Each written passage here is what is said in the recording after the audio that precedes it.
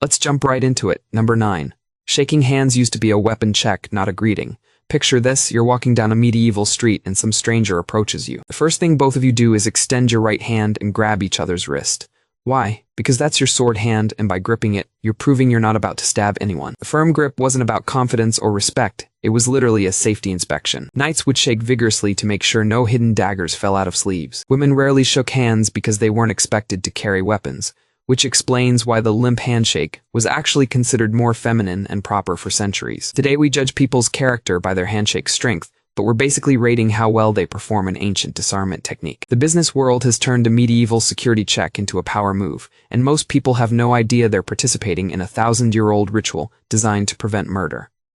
Number 8. Saying bless you after sneezing comes from the genuine belief that your soul was escaping your body. During the bubonic plague, sneezing was often the first symptom before people died horribly. Pope Gregory the Great actually made blessing sneezers an official religious duty because he thought it would save their souls before the plague killed them. But it gets weirder. Ancient cultures believed sneezing opened a temporary portal in your head that evil spirits could rush into. The blessing wasn't just polite, it was spiritual pest control. Romans thought sneezing meant the gods were trying to communicate with you, so they'd stop entire conversations to interpret what Jupiter was trying to say through your nasal passages. Some cultures still believe your heart stops when you sneeze, which is medically false, but explains why people act like you almost died when you let out a tiny achoo. We're literally performing exorcisms every time someone's allergies act up, and treating it like basic politeness.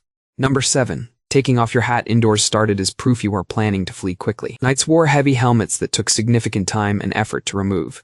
Taking off your helmet in someone's home meant you trusted them enough to be temporarily defenseless, and you were planning a quick escape after robbing them. The bigger and more elaborate your hat, the more respect removing it showed, because expensive headwear was harder to replace if you had to run. Churches demanded hat removal because they wanted to see your face clearly. Too many people were using large hats and hoods to hide their identities while stealing from collection plates. Men were often exempt from this rule because their elaborate hairstyles were considered more impressive than any hat, and disrupting them was seen as cruel. The modern version is just a diluted remnant of this trust exercise, but we still get oddly offended when someone keeps their baseball cap on during dinner, as if they're subconsciously preparing to bolt from our dining room.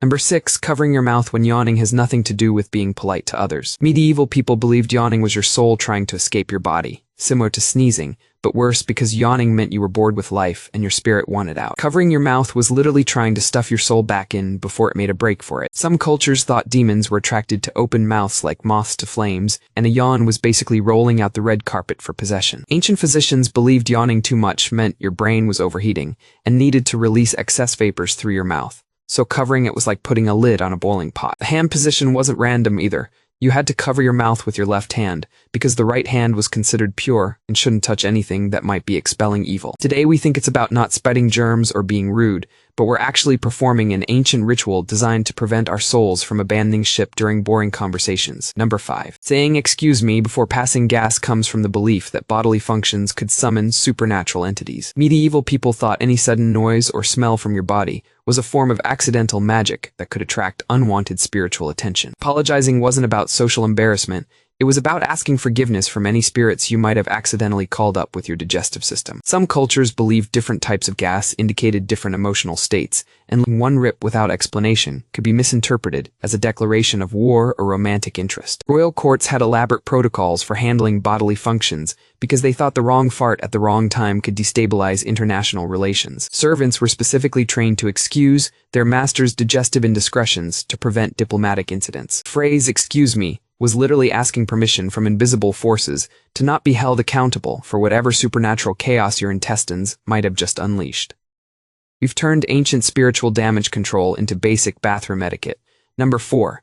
Keeping your elbows off the table started because medieval dining tables were just boards balanced on sawhorses. Putting weight on the edges would flip the entire table over, sending everyone's food flying and potentially injuring people with flying wooden planks. The rule wasn't about manners, it was about basic physics and avoiding concussions during dinner. Rich families eventually got permanent tables, but kept the elbow rule as a way to distinguish themselves from peasants who still ate off of unstable surfaces. Dining halls and castles were designed with this in mind, and proper table behavior became a sign of social class rather than practical necessity. The elbows rule also prevented people from taking up too much space at crowded tables, where dozens of people might be sharing one surface. Today's dining tables are engineered to support much more weight than a human elbow, but we still enforce a rule designed to prevent medieval furniture disasters.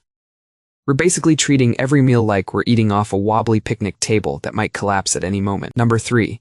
Chewing with your mouth closed comes from the fear that loud eating would attract dangerous animals. In pre-civilization times, the sound of chewing could alert predators to your location, and crunching loudly was essentially ringing the dinner bell for anything that wanted to eat you instead of your food. Early humans learned to eat quietly as a survival mechanism, not a social nicety. The rule intensified during medieval times when people believed that eating too loudly would summon demons who were attracted to the sounds of consumption and gluttony. Some cultures thought loud chewing was a sign of disrespect to the food itself, and that plants and animals had spirits that would be offended by noisy consumption of their bodies. Religious communities made silent eating a spiritual practice, believing that loud chewing interfered with prayer and meditation. The modern version focuses on not grossing out other people, but the original reason was literally about not getting eaten by wolves while you were trying to eat your dinner. We're still following Stone Age survival tactics every time we close our mouths while chewing. Number 2.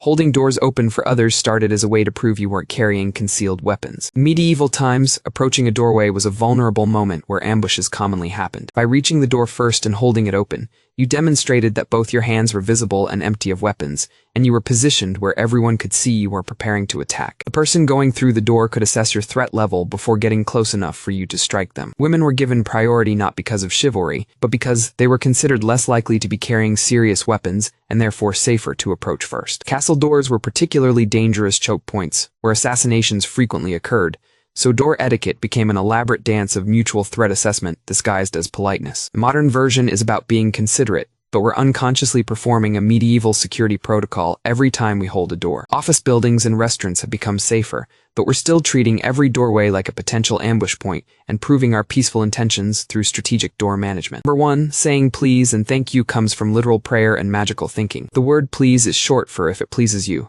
which was originally directed at God, not the person you were talking to. Medieval people believed that asking for anything without divine permission was essentially stealing from the universe, so they'd invoke God's approval before making any request. Thank you was also a prayer, short for I thank God, because people believed that anything good that happened was a direct intervention from heaven that needed to be acknowledged. Forgetting to say please or thank you wasn't just rude, it was technically blasphemy, and could result in divine punishment for taking credit away from God. Merchants and traders developed elaborate thank you rituals because they thought failing to properly credit divine assistance would result in business disasters and financial ruin. Children were taught these phrases not as good manners, but as protection spells to keep God happy and prevent supernatural retaliation for being ungrateful. Modern politeness is built on the foundation of ancient people trying to avoid getting struck by lightning for inadequate prayer habits. Every time we say please and thank you, we're performing watered-down religious rituals that our ancestors used to manage their relationship with invisible cosmic forces. I'll make similar videos in the future.